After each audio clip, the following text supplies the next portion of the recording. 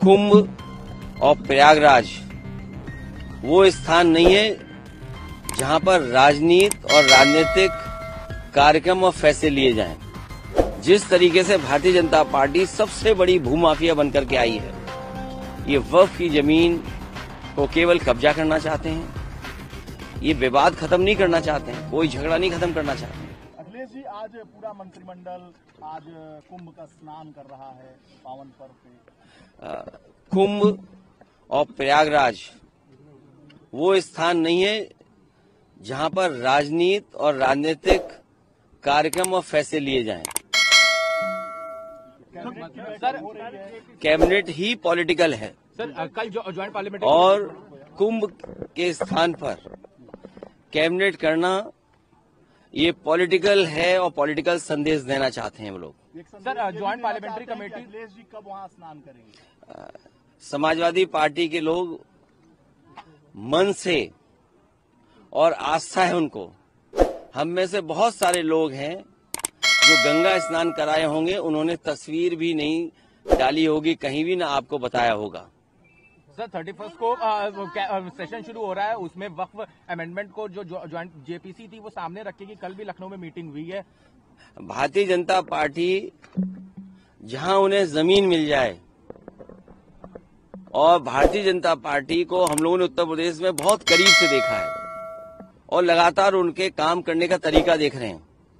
जिस तरीके से भारतीय जनता पार्टी सबसे बड़ी भूमाफिया बनकर के आई है, किसी जिले की आप रजिस्ट्रियां चेक कर लो, और अगर ये बात सही नहीं है तो मैं अपने पत्रकार साथियों से कहूंगा कि लखनऊ की जितनी भी रजिस्ट्रियां हुई हैं, अयोध्या जैसी धार्मिक धरती, प्रभु श्री राम की धरती, वहां की रजिस्ट्रियां चेक कर लें, गोंडा तक की चेक कर लें।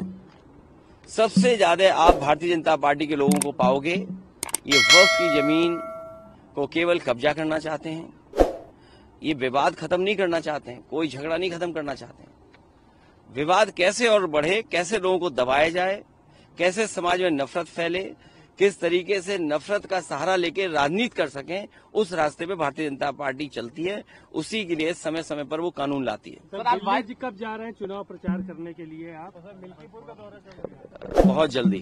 सर, आज मिल्कीपुर हम सब लोग मिल करके जीत के दिखाएंगे। सर, आपने कहा था ऐतिहासिक चुनाव होगा, तो क्या कुछ ऐतिहासिक, मतलब अभी सारे बहुत बाई पोल्स हुए, ये वाला सबसे ऐतिहासिक? मिल्कीपुर का इकलौता चुनाव है। भारतीय जनता पार्टी ने अपनी पुलिस आगे कर दी है, एसओसीओ को निर्देश दे दिए हैं, डीएम एसपी पूरा इशारे पे लखनऊ के चल रहे हैं। वहां की आम जनता कह रही है, आम लोग, और आप भी जब गए होंगे, आपके सहयोगी गए होंगे, तो वो यही कह रही है जनता कि निष्पक्ष चुनाव होगा तो ऐतिहासिक जीत समाजवादी पार्टी की होने जा रही है। वो बचाना चाहते हैं बेईमानी से, जो उन्होंने बेईमानी बाई इलेक्शन में देखी। कहीं ये सोच सकते हैं कि लोकतंत्र में पुलिस को आगे करके वोट डलवा दें? ये बीजेपी के लोग और बीजेपी की सरकार पुलिस के इशारे पे काम करना चाहती है। हमें कहीं से डेटा मिला था और उस डेटे को मैंने ग्राफ में कन्वर्ट कर करके मैंने ट्वीट कर दिया, सोशल मीडिया पे डाल दिया। वहां के लोगों ने जवाब दिया, लेकिन उसके बाद जब दूसरा डेटा भी मैंने डाला, उसके बाद लगा कि वहां के अधिकारी, पदाधिकारी और सरकार के लोगों को सांप सूंघ गया। ये जो संस्कृति पैदा की जा रही डेमोक्रेसी में, अधिकारियों के माध्यम से वोट डलवाने की, ये परंपरा गलत है। कल को दूसरी सरकार आएगी और अगर इसी रास्ते पे चलेगी तो मुझे लगता है कि बहुत सारे इनके नेता वोट भी डालने नहीं जाएंगे। सर, केंद्र सरकार पे आरोप लग रहा है कि प्लेसेस ऑफ वर्शिप एक्ट पे वो जान के रिप्लाई फाइल नहीं कर रहे सुप्रीम कोर्ट पे, ताकि हियरिंग डिले हो सके। देखिए, प्लेसेस ऑफ वर्शिप एक्ट और जो हमारा संविधान हमें जो रास्ता दिखाता है, हमें सभी धर्मों के बराबर सम्मान करना है।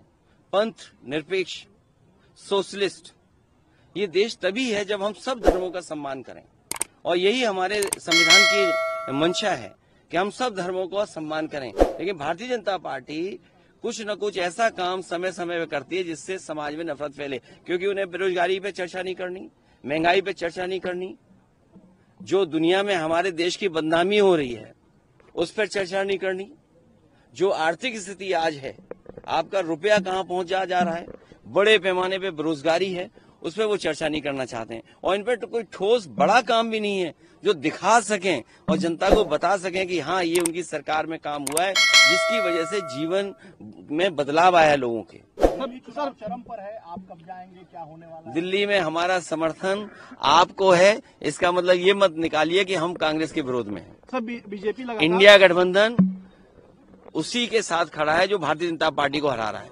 सर भाजपा के लोग पहले बाबा साहब का अपमान किए, फिर उन्हीं से जुड़े हुए लोग पीडीए के जितने भी महापुरुष हैं उनका अपमान कर रहे हैं, नेताजी से लेकर तभी बाबा साहब तक सबका अपमान जिस तरीके से हो रहा है देश में, इसको आप कैसे देख रहे हैं? जिसकी जैसी संगत होती है उसके वैसे विचार निकलते हैं। ये उनके अंदर के विचार निकल रहे हैं। सोचिए उनके सगे साथी और कैबिनेट के लोग कैसे होंगे।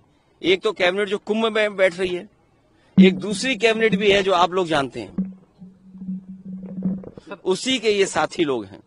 सर आज वाइस प्रेसिडेंट का एक सेशन था, उन्होंने यूनिफॉर्म सिविल कोड और इमिग्रेशन पे कहा कि जिस तरह से इमिग्रेंट बढ़ रहे हैं और यूनिफॉर्म सिविल कोड अभी जैसे उत्तराखंड में लागू हो रहा है तो बाकी पूरे देश में होना चाहिए, संविधान में इसका प्रावधान दिया हुआ है, धनखड़ जी ने कहा। देखिए उन बातों पे चर्चा नहीं करनी चाहिए। अभी अमेरिका ने जो फैसला लिया है कि जन्म से आपको नागरिकता नहीं मिलेगी, तो सोचिए कितने भारतीयों को वापस आना पड़ेगा जो पीढ़ी दर पीढ़ी वहां रहते रहे हैं।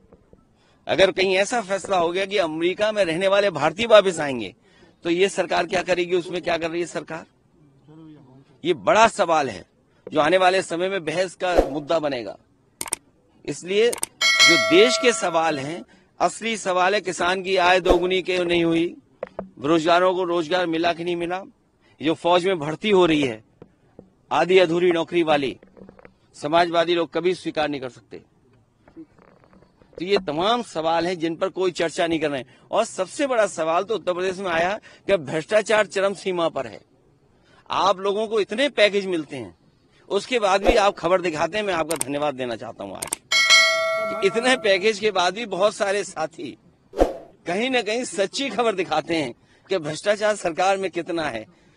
2 दिन 3 दिन बाद हर दिन दिखाई देता है इनके विभाग कैसे लूटे जा रहे हैं, कितने लूट हो रही है इनके विभागों में, ऊपर से नीचे तक। और फिर सबसे बड़ा गोरख धंधा तो वो चल रहा है, गंगा एक्सप्रेसवे का तो नहीं कहेंगे अभी क्योंकि वो पूरा नहीं हुआ। ये लोग कह रहे थे कुंभ तक पूरा हो जाएगा। आप बताओ, सब जानते होंगे आप, यही सरकार दावा कर रही थी कि महाकुंभ होगा तब तक गंगा एक्सप्रेसवे बन जाएगा। पूर्वांचल एक्सप्रेसवे में जो लिंक जोड़ा है गोरखपुर, उससे बड़ा गोरख धंधा कहीं नहीं हुआ होगा जो वहां दिखाई दे रहा है। 22 में बनना था, आज से नहीं बन पाया। 7,000 करोड़ की योजना है। तो ये वो सवाल है जिसका जवाब भारतीय जनता पार्टी पे नहीं है। घर घर जल, उसमें कितनी उंगली उठी है, पूरे गांव खोद दिए गए।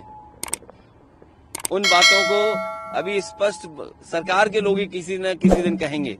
जिस तरीके से अगर किसी से भ्रष्टाचार के सवाल पूछो तो वो श्लोक सुनाने लगते हैं।